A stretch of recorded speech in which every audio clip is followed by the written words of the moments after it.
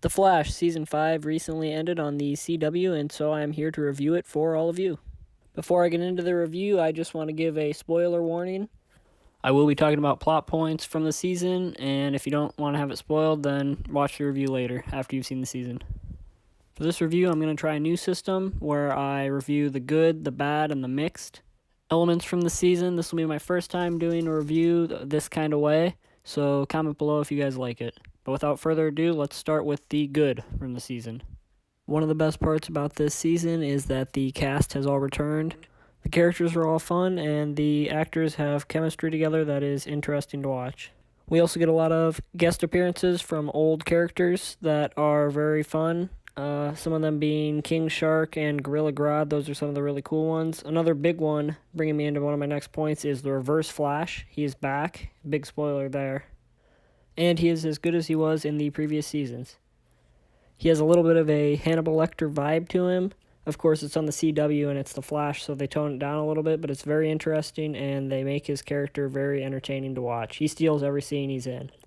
However, he's only in the final episodes of the seasons. He's in the earlier episodes as well, but not very prominently. But you see him in action in the finale, and he does a very Joker in the Dark Knight thing where he makes Barry Allen break one of his rules. If you've seen the season, you know what I'm talking about, where Barry has to choose between his morals or saving his daughter because of the Reverse Flash. I really liked that aspect of the character. When they do psychological things like that, it's a lot more intimidating than just a big CGI fight. There was CGI fights in this season still, but they did some more psychological stuff, which is a lot more fun to watch. I also like that they let the Reverse Flash get away because it makes it so he can return in a future season. It would have been kind of redundant if Flash just captured him again. But talking more about the finale, there was a lot of cool character moments that were very fun to watch, like when Singh gave Joe the job of captain for the police department, which is something that's been building up for a long time on the show. And then also when Singh figured out that Barry Allen was the Flash. Just a lot of cool moments with smaller characters like that. And then also Caitlin meeting her dad and then him dying. Speaking of deaths in this season, they had a lot of deaths that were somewhat unexpected, and they did actually stick. They didn't just immediately reverse them, especially with Nora. That was a really interesting one. Personally, I didn't see it coming, and it was well done. It's always hard to handle a character death, especially a new character, but it was probably smart of the writers to kill her off and let the death stick and not just reverse it. So that was really good of them.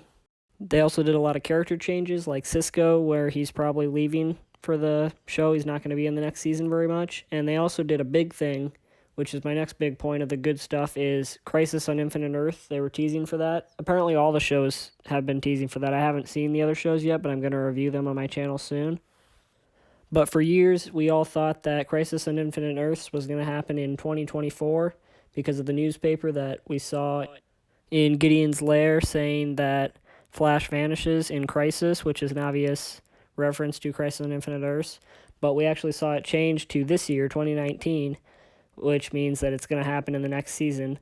It'll be interesting to see how they do that with Arrow, especially with that ending, and all the other shows. It'll be interesting. I bet Arrow will die, Green Arrow, but yeah, that'll be cool to see, and I'm glad they teased it a lot in this season.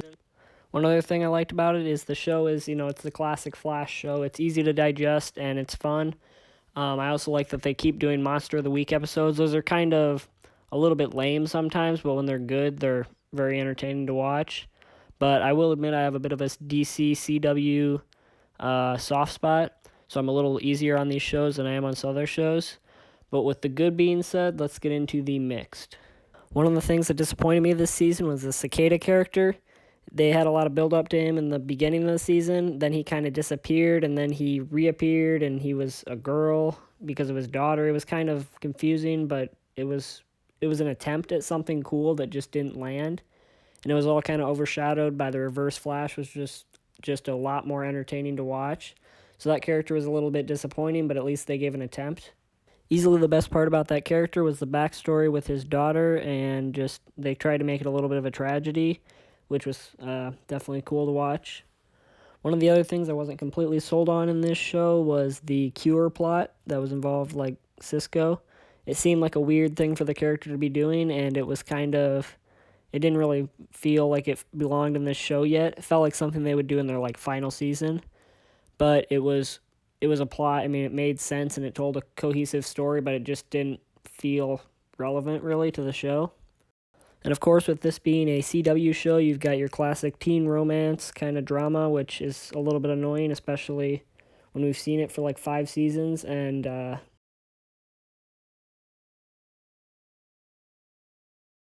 I also thought Town Kavanaugh as Sherlock or Sherlock, whatever they call him, he was a little bit iffy.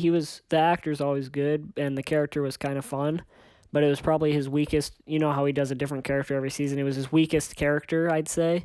Reverse Flash and all the other characters he does are a lot cooler. One of the complaints that I have with these shows is that all the characters, they tend to get powers, which takes away a dynamic that the characters have together. When there's characters with and without power that can do things that others can't, it's a lot more interesting to watch. And this and Arrow kind of both have that problem, where they make characters superpowered really for no good reason.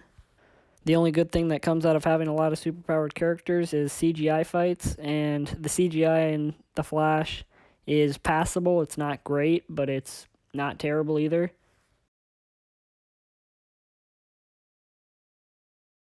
By far, my biggest complaint with the season is that it has a weird pacing issue. The first half of the season kind of tells one story, and then after the big crossover event, it tells like another story. It just feels kind of clunky and not fully realized. So that was a little bit frustrating. It also feels like a lot of characters take weird departures, like Nora. She goes back and forth from being good and evil. There's reasons behind it, but it feels just forced and it doesn't feel quite right in the show. Like I said earlier, Cisco does that too with the Cure plotline. It just feels like the writers might have been a little lazy on coming up with plot lines that made sense for the characters they had. The show also plays it extremely safe. It doesn't do anything new. They've kind of had that issue since about season 2. They've told like the same kind of story every time. A new character comes in, the new character they think is good, then does some bad stuff. The same kind of stuff, which is a little bit frustrating, especially when this show has so much potential. And also because it is the CW, there's of course some SJW pushing in it, which is a little bit meh. It's not very entertaining to watch. They do it a lot with the Iris character. You've probably all seen the memes about it, the We Are Flash stuff. It's just kind of cringy. But they improved it a little bit in this season from the last 2, but it's still there and still not pleasant to watch. It's not on the level of Supergirl or anything, but it's still not good. Like I said earlier, I was still disappointed with the Cicada character. I feel like they could have done better with that, but the backstory was cool. It was just a little bit of a disappointment that he wasn't quite a fully realized character. I also felt like his actor overdid it a little bit. Of course, it's TV actors and not movie actors, so it's a little bit more lenient, but it felt like he was overcooking it a little bit. He was acting really hard. And then the last thing that I had for the bad section was Nora's run. It's a really nitpicky thing, but if you watch the season, it consistently happens throughout the episodes, but Nora runs super weirdly. She runs with her hands like above her shoulders. It's really weird. If you go back and watch it, you'll see. I'll try to attach a clip here, but it's almost funny. You can just kind of imagine the studio people saying, okay, just run, and not knowing what to do. It'd be kind of an awkward situation, especially, you don't know you're being filmed and stuff, but it comes off kind of janky in the end product. But overall, The Flash Season 5 was okay. It wasn't great, but it wasn't really that bad either. It felt like it was split into 2 different seasons, which was frustrating, and the villain wasn't great, except for when the Reverse Flash came in, he kind of redeemed it a little bit. But overall, if you're a fan of the show, I'd say watch it, but it's nothing spectacular that you can't live without. But with that being said, thank you guys for watching. I got a lot more videos coming up. I'm going to review the other DC shows, probably the CW ones first, and then I might try to get to some of the DC Universe ones as well. There's big news on the Swamp Thing cancellation. I might cover that sometime. But thank you guys for watching. Don't forget to comment, like, share, and subscribe, and I'll see you guys in the next video. Peace. And then another